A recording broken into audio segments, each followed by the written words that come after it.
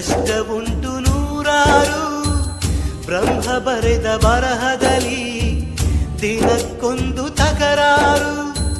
ನ್ಯಾಯ ನೀತಿ ಧರ್ಮಗಳ ನೆಚ್ಚಿ ನಡೆದವರಿಗೆಂದು ನಾಲ್ಕು ದಿಕ್ಕಿನಲ್ಲಿಯೂ ಕಾಣುರೆಲ್ಲ ನಮ್ಮೋರು. ಅಳುವಿಲ್ಲದ ಅಳುಕಿಲ್ಲದ ನಿಷ್ಕಲ್ಮಶ ಮಡಿಲಲ್ಲಿ ಮಗುವಾಗಿಯೇ ದಿನ ಕಳೆಯುವ ಸೋದರರ ಕಥೆಯಲ್ಲಿ ಒಳ್ಳೆ ಕಾಲ ಬಂದೇ ಬರಬೇಕು.